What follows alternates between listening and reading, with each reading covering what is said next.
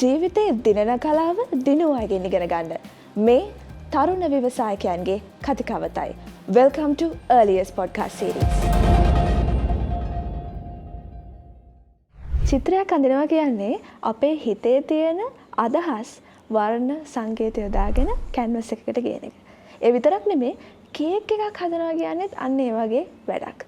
අපිට ඒකට ඉවසීම නිර්මාණශීලීභාවය ඕන වෙනවා. මොකද ටිකෙන් ටික චිත්‍රයක් හඳිනවා වගේ වර්ණ භාවිතා කරලා අයිසින් භාවිතා කරලා අපි ලස්සන නිර්මාණයක් බවට ඒ කේක් එක පත් කරනවා.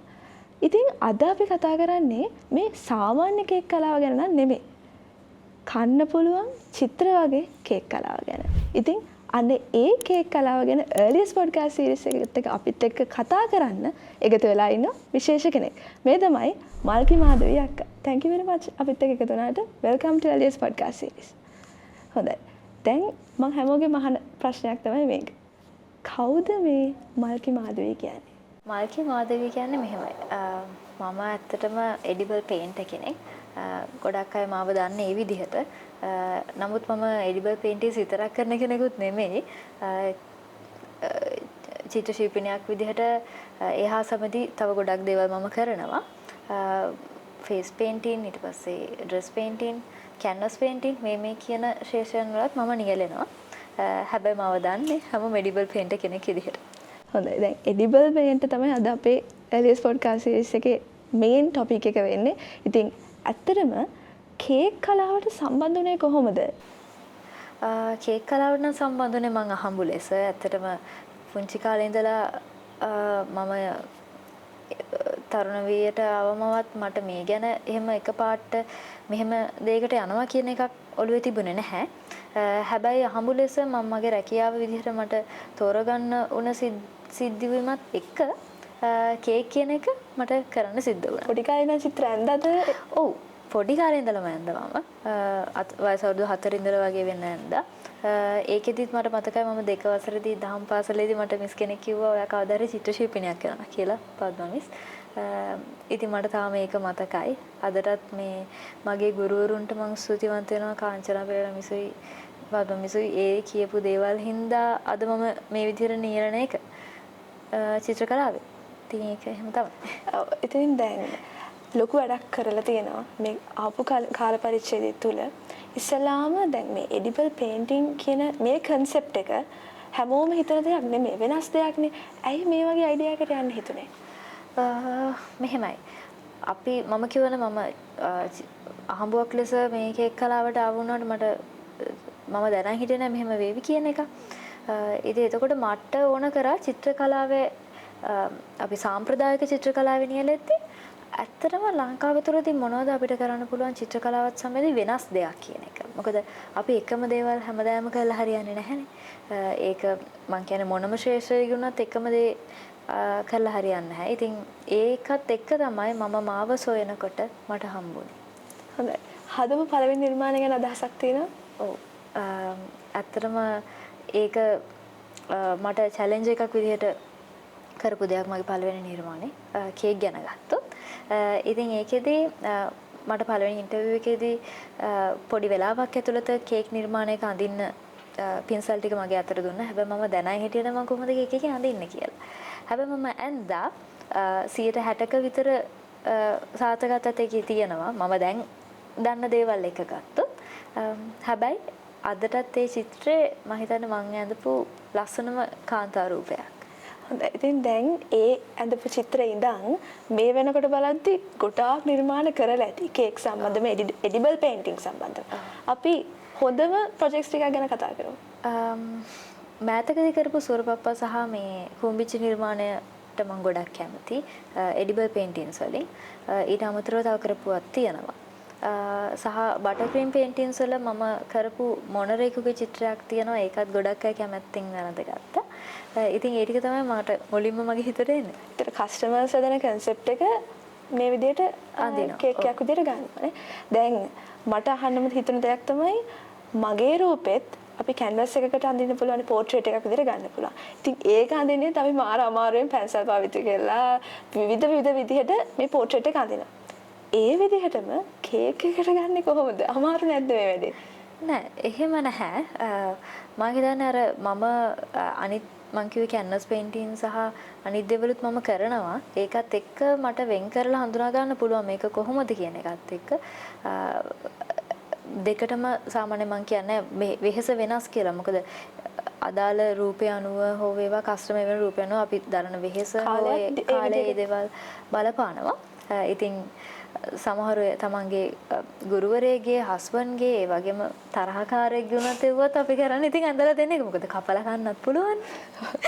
හොඳයි. දැන් සාමාන්‍ය කේක් ගැන නෙවෙයි අපි කතා කරන්නේ එඩිබල් පේන්ටින් ගැන. මම හැමතිස්සෙම මතක් කරන්නේ මේක විශේෂ දෙයක් අලුත් විදිහකට හිතන දෙයක් නිසා. ඉතින් මොකද සාමාන්‍ය විදිහට අපි අයිසින් කරලා ඒක විකුණලා ඒ බිස්නස් මයින්ඩ්සෙට් එක නෙමෙයි මෙතන තියෙන්නේ. අලුත් විදිහකට නිර්මාණශීලීව හිතලා එතනින් ගියපු කෙනෙක් ගැන අපි කතා කරන්නේ. ඉතින් මට අහන්න හිතන දෙයක් තමයි දැන් කේක් විතරක් නෙමෙයිද කරන්නේ තව ප්‍රොඩක්ට්ස් මොන හරි කරනවද? ඔව් ඇත්තෙන්ම මම මේ වෙනකොට මම කාලයක් තිස්සෙම කේක් නිර්මාණකරණයේ නියරුණ නිසා මට මගේ හැරුණු දෙයක් තමයි කැන්වස් පේන්ටින්. නමුත් දැන් මම නැවත ආරම්භ කරලා තියෙනවා ඒ මුලටම යන්න. ඉතින් කැන්වස් පේන්ටින් වලට අමතරව මම 2023 දී කරන්න ගත ෆේස් පේන්ටින්ස් ඒවත් එක්කම දැන් නැවතත් මම ඩ්‍රෙස් පේන්ටින් කියන සබ්ජෙක්ට් මේ හැමදේම කරගෙන යනවා චිත්‍රකලාව හා සම්බන්ධව තියෙනවා. දැන් කේක් හදන ටයිප් එකක් තියෙනවද මොන හරි නේද? එකම ටයිප් එකට ફોකස් වෙලා කරනවද නැත්නම් ගොඩක් කරනවද? මොකද මටත් අපි මුලින්ම කරන්න ඕන අපි ඇතුළේ ඉන්න නිර්මාණ ශිල්පියව මුවහත් කරන එකනේ. ඉතින් මමත් තව මුවහත් කරගෙන යනවා. ඉතින් රොයල් අයිසිං ඊට පස්සේ sugar flowers, toppers මේ කේක් නිර්මාණකරණයේ තියෙන අදාළ අනිකුත් දේවල් පවා මම කරගෙන යනවා. නැතුව edible paintings වලට සීමා වෙලාම නැහැ. හොඳයි. දැන් ඒත් එක්කම මට දැන් සාමාන්‍යයෙන් කේක් එකක් හදද්දී මේ 3D කැරක්ටර්ස් හදන එකත් ටිකක් විශේෂ දෙයක් නේ. ඇත්තට මේ අපි ඒ ගැනත් පොඩ්ඩක් කතා කරමු. හැමෝම කරන දෙයක් නෙමෙයි ඒක. මොන වගේ ප්‍රොඩක්ට්ස් යූස් කරන්නේ? ඒ ගැනත් පොඩ්ඩක් කතා කරමු. ඔව් මෙහෙමයි. අපි සමහර අපි හදන දේවලුත් තියෙනවා. ඒ හදන මාධ්‍යන් භාවිතා කරලත් අපිට අදාළ දේවල් කරගන්න පුළුවන්. ඒ වගේම දැන් මේ වෙනකොට මම සමහර ප්‍රොඩක්ට් වලට පවා ගිහිලා තියෙනවා. මොකද අපිට ගත වෙන කාලය සහ ඒ දරන මහන්සියත් එක්කම අපිට ඒක වාසිදායක වෙනවා. ඉතින් ඩෙකෝමයිකේ ප්‍රොඩක්ට් මම යූස් කරනවා මගේ ටොපර්ස් වගේ දේවල් හදන්න. ඒ කියන්නේ 3D කැරක්ටර්ස් වගේ දේවල් හදන්න. ඒකේ ෆොන්ඩන්ට් එක පවා මම පාවිච්චි කරනවා. මොකද අපිට සමහරවිට තියෙන වැඩත් එක්ක ඒ වෙනුවෙන් ලොකු කාලයක් ගත කරන්න අමාරුයි. ඉතින් ඒක හරිම අපිට ලොකු උදව්වක්. ඉතින් ඒකේ තියෙනවා අයිසින් sugar වගේම corn crispies විශේෂයෙන්ම ගත්තොත් මේක ලංකාවේ පාවිච්චි කරනවා අඩුයි. හැබැයි වෙන රටවල පාවිච්චි වෙනවා. අපේ අය අර සමහර වෙලාවට සමහර ප්‍රොඩක්ට් පාවිච්චි කරන්න බයයිනේ.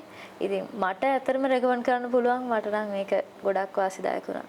හොඳයි. ඉතින් මල්කි කිව්ව විදිහටම ඩෙකෝමා කියන ප්‍රොඩක්ට්ස් ගැන පොඩ්ඩක් කතා කරන්න ඕනේ. ඉතින් ඒ කියන්නේ edible paint කෙනෙක්ට රෙකමන්ඩ් කරන්න පුළුවන් ප්‍රොඩක්ට් එකක් ඩෙකෝමා කියන්නේ. ඉතින් ඔබටත් මිලදී ගැනීමට අවශ්‍යතාවයක් තියෙනවා නම් ඔබට තිරේ පහත කියන නම්බර් එකට කතා කරලා ඔබගේ ප්‍රොඩක්ට්ස් මිලදී ගන්නට පුළුවන්. ඉතින් දැන් අපි කතා කරේ මේ 3D characters ගැනනේ.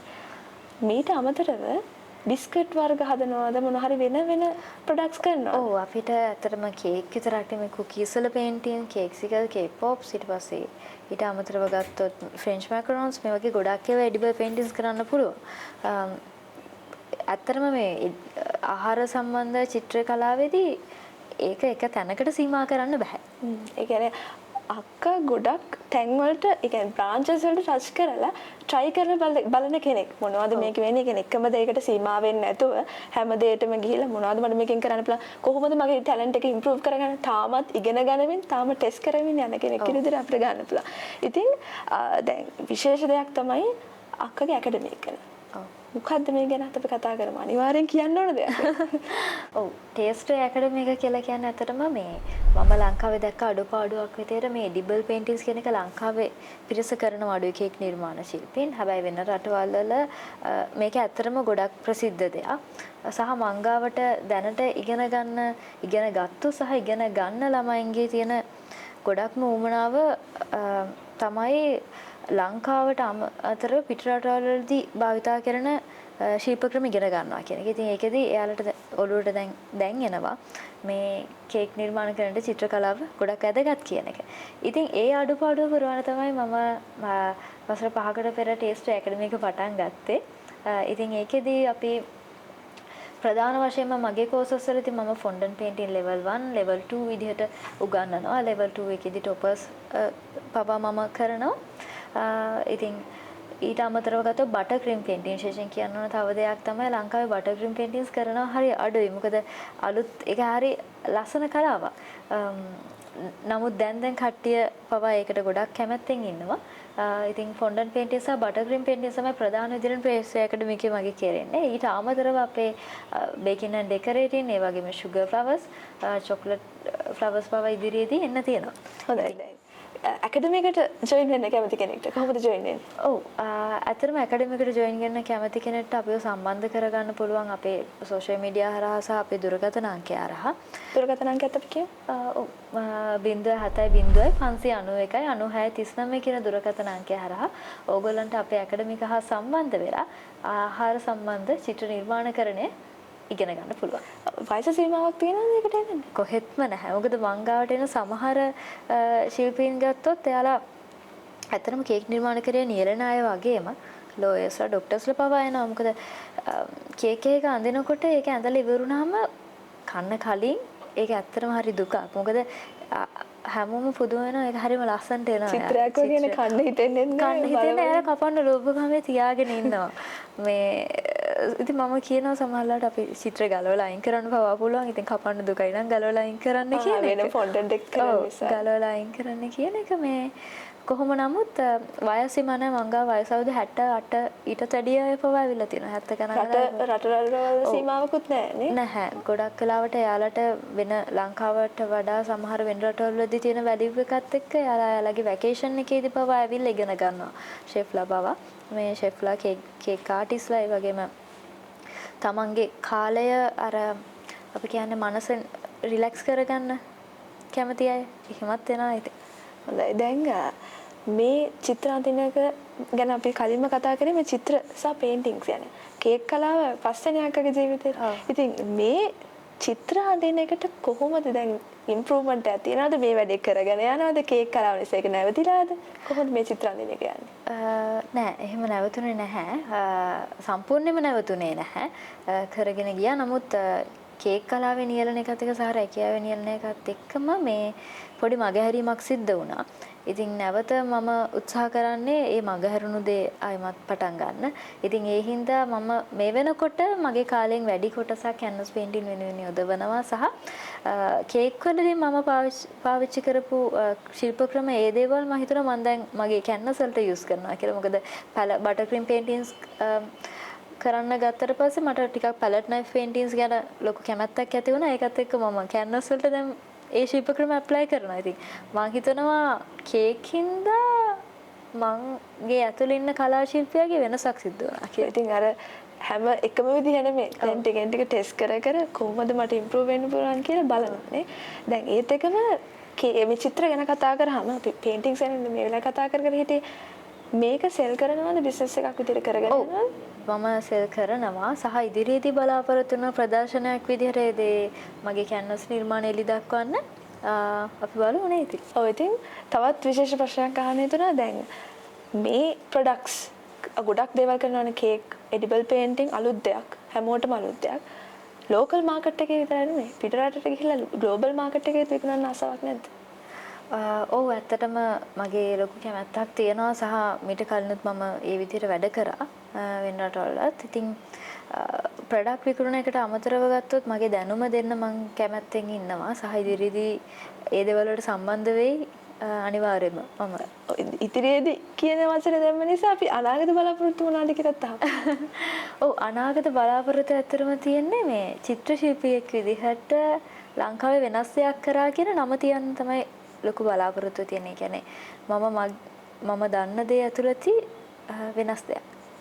දැන් මේ වැඩ කටයුතුත් එක්ක මොන හරි ප්‍රදර්ශන හරි ඒත් එක්ක මේ ගැන පොඩ්ඩක් කතා කරමු. ඉස්සරහට නිකන් ගෝල් එකක් විදිහට මම මේ දේවල් කරන්න බලාපොරොත්තු මේ දේවල් කරන්න බලාපොරොත්තු වෙන්නේ. ඔව් මගේ පළවෙනි ප්‍රදර්ශනය තමයි තියන බලාපොරොත්තු වෙන්නේ. ඒක කේක් සම්බන්ධ වගේම කැන්වස් සම්බන්ධ මේ දෙකටම අදාළ විදිහට යන්නේ. ඉතින් ඊට අමතරව මම තව මගේ හිතේ තියෙන දේවල් හැබැයි මං හිතුවා මම දැම්ම කියන්න නැතුව ඉස්සරහට බලා ගන්න පුළුවන් වැඩවලින් කට්ටියට පෙන්වන්න හොඳයි නේද කියලා. හොඳයි. ඉතින් දැන් අවසානයේට යන්න කලින් හොඳ ප්‍රශ්නයක් තියෙනවා. මොකද දැන් අපි ගත්තාම තරුණ පරම්පරාව කුටාක් ආසේ මේ කේක් නිර්මාණය කියන දේ. මම දැකලා තියෙනවා මගේ යාළුවොත් ටග්ගල් කේක් එකක් හදනවා දානවා මගේ කේක් බිස්නස් එක මේක ෂෙයා කරන්න එහෙම කියලා. ඒ විදිහට අලුත් පරම්පරාව දැන් කේක් බිස්නස් එක කරගෙන යනවානේ. ඒ අයට අක්කක දැන් මේ ශාස්ත්‍රයේ නියැලෙන කෙනෙක් විදිහට මේ ගත්ත එක්ස්පීරියන්සස් එක මොන වගේ ඇඩ්වයිසස් ඒගොල්ලන්ට දෙන්න පුළුවන්? ඔව් ඇත්තම මට කියන්න ඕන දේ තමයි ගොඩක් වෙලාවට අපේ කේක් නිර්මාණ ශිල්පීන් දැන් මම කේක් නිර්මාණ කරන එක ගැන ගත්තොත් පුරුදු වෙලා තිනවා තව කෙනෙක්ගේ දෙයක් බලාගෙන ඔහෙ කරනවා කියන එක. ඊට වඩා දෙයක් කරන එක තමයි මම කියන්නේ වැදගත්. ඒක තියෙන නිර්මාණයට වඩා එක්කෝ ඊට වඩා ලොකු දෙයක් එකතු කරනවා කියන එක. කෙසේ හෝ මගේ බලාපොරොත්තුව තමන්ගේම නිර්මාණයක් කරනවා නම් කිසි කෙනෙක් නොකරපු දෙයක් අන්න ඒක ගොඩක් වටිනවා කියලා හිතනවා. මොකද ඒකෙන් තමන්ගේ ශිල්ප ක්‍රම වගේම තමන්ට පවා වෙනස් අත්දැකීමක් ලැබෙනවා. ඉතින් ඒක තමයි මට දෙන්න ඕන ඇඩ්වයිස් එක කේක් නිර්මාණ ශිල්පීන්ට නම් අලුත් දේවල් උත්සාහ කරන්න තමන්ගේ නිර්මාණය ලස්සනට කරන්න. ඔව් ඒත් එක්ක මේකට පොඩක් ඇඩ් කරමු අපි අලුතෙන් බිස්නස් එකක් පටන් ගන්න කෙනෙක්ටත් මොන වගේ ඇඩ්වයිස් එකක්ද දෙන්න පුළුවන්? කිසිම දෙයකට සැලෙන්න එපා. ඉතින් බිස්නස් කරද්දී සමහරලාට උස් පහත් වීම වෙනවා. ඒක මොනම ශේෂ්ත්‍රයකටත් අදාළයි. ඉතින් මම කරන ශේෂ්ත්‍රයේදී පවා උස් පහත් වීම වහලා හැපි මේ හැමදේම අපිට සිද්ධ වෙනවා. ඉතින් කරන්න තියෙන එකම දේ අපිට චිත්‍රයක් වගේ පටන් ගද්දි මේක පාට ලස්සනයි කියන්න බෑනේ. සමහරලාට අපි ළඟට ඇවිල්ලා මම චිත්‍රයක් අඳිද්දි කෙනෙක් සමහර අපිට කියන්නේ යෝජනා දෙනවනේ මේ විදිහට කරොත් හොඳයි නේද මේ විදිහට කරත් හොඳයි නේද කියලා. ඒ වගේම තමයි බිස්නස් එකේදීත් අපිට එක එක විදිහේ දේවල් කට්ටිය කියනවා. හැබැයි අපි චිත්‍රයක් අඳින්න පටන් ගද්දී ඒකේ අවසානයේ ලස්සන වෙනවනේ අනිවාර්යයෙන්ම කොහොම කරද්දී හරි. ඉතින් ඒ වගේ තමන්ගේ බිස්නස් එක හෝ තමන්ගේ අයිඩියා එක ලස්සන කරන්න නම් ආරම්භයේදී වගේම හිතන්න ඕන දෙයක් තමයි අවසානයේ ලස්සන වෙවි කියලා. හොඳයි. ඉතින් අද අපි කතා කරේ ටිකක් විශේෂ දෙයක් ගැන edible paintings ගැන. මොනවාද මේ edible paintings කොහොමද මේක කරන්නේ? ඒත් එක්කම ඔයාගේ බිස්නස් එකටත් කොහොමද මේ නිර්මාණශීලී බව ඉවසීමෙන් සාමාන්‍යයෙන් මේ traditional method එක නෙමෙයි. ටිකක් වෙනසකට හිතලා ටිකක් out of the box හිතලා කොහොමද තමන්ගේ බිස්නස් එක ලස්සන කරගන්නේ කියන ඒ පණිවිඩේ මම හිතනවා අද Earliest podcast series එකේ මේ එපිසෝඩ් එක තුළින් අපි ඔබට ලබා දුන්නා කියලා. ඉතින් thank you very much මල්කියාගේ අපිත් එක්ක එකතු වුණාට. නැවතත් මේ වගේ වැඩසටහනකින් අපි හම්බෙමු. එතකන් wish you all the best. Thank you. හොඳයි. ඔබත් ආසයි නම් මේ විදිහට අපිත් එක්ක එකතු වෙලා ඔබේ බිස්නස් එක ගැන රටටම කියන්න, ලෝකෙටම කියන්න, කතා කරන්න. 077 660 28 14 දුරකථන අංකයට. ඉතින් මම සඳමිනී ආකර්ෂණ මේ තරුණ ව්‍යවසායකයන්ගේ කතිකාවත Earliest podcast series නැවත හමු වෙමු.